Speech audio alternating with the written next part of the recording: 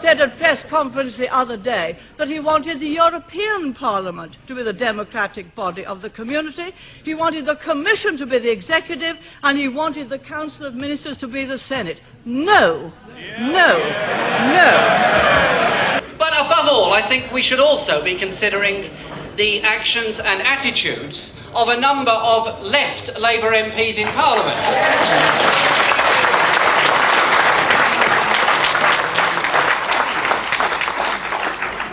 Because I believe, quite bluntly, the Tribune group in Parliament and those Tribune MPs that sought to abstain in the second ballot, in reality voted for Healy.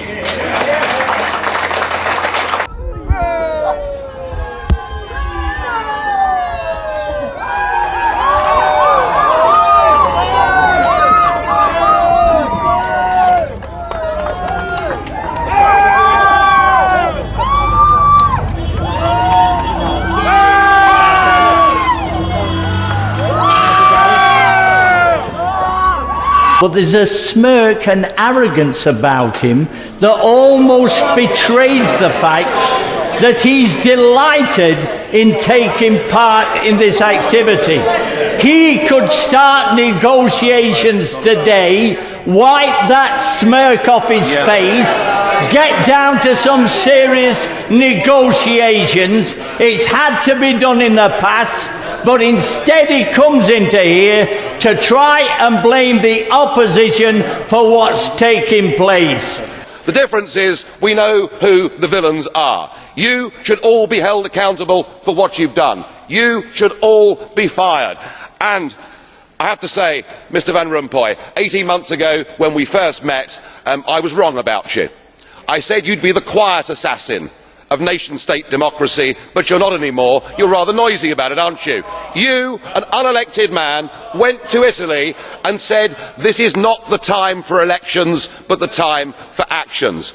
What in God's name gives you the right to say that to the Italian people? А не їздите ЦУ отримуєте по закордонах. ЦУ треба отримувати від своїх, від українців. У мене, до речі, питання до СБУ. Чому вони їздять по Москвах і досі не в тюрмі?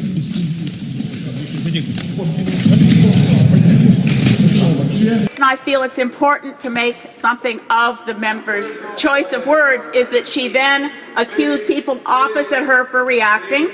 And in that context, decorum is important and respect is important in this place. I remind those who are now heckling me that you are breaking the rules of this place when you do so.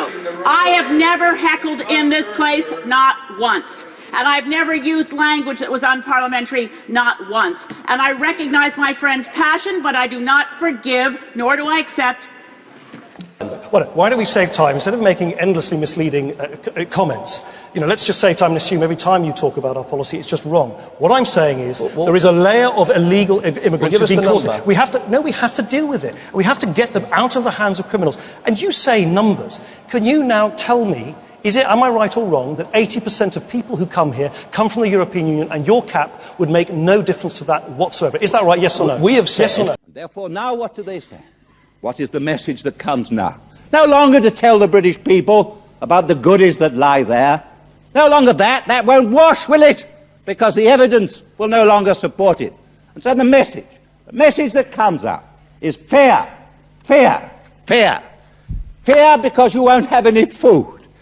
Fear of unemployment. Fear that we've somehow been so reduced as a country that we can no longer, as it were, totter about in the world, independent as a nation. And a constant attrition of our morale, a constant attempt to tell us that what we have, and what we have is not only our own achievement, but what generations of Englishmen have helped us to achieve.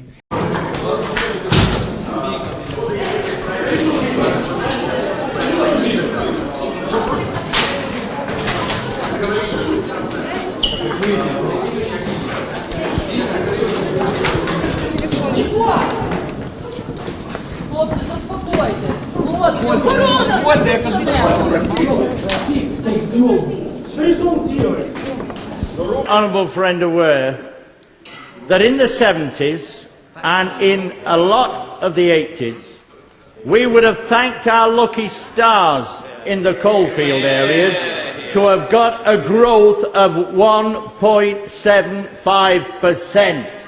The only thing that was growing then were the lines of coke in front of Boy George and the rest of the Order. This seems to be a trend with the Honourable Gentleman. He must withdraw that remark.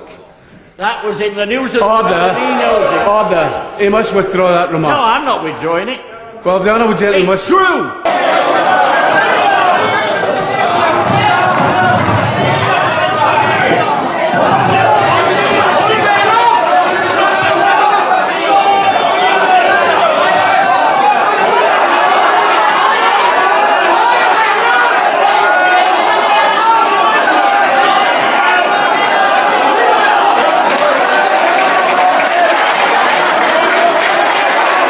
Say, and indeed the biggest selling Sunday newspaper in Britain used that word.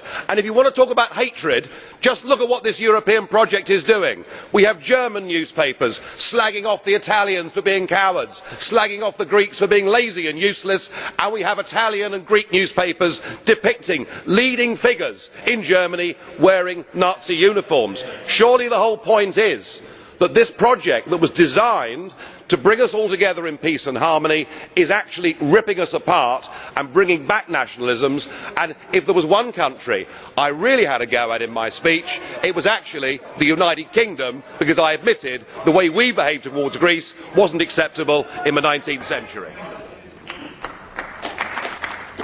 Do you think Canada, 22 million of them, and to the south a great and friendly nation? Yes, they are. But do you think Canada is going to allow its laws to be written by the 200 million people in some union in America? No, of course not. The whole thing is an absurdity, and therefore I urge you to reject it. I urge you to say no to this motion, and I urge the whole British country to say no on Thursday in the referendum.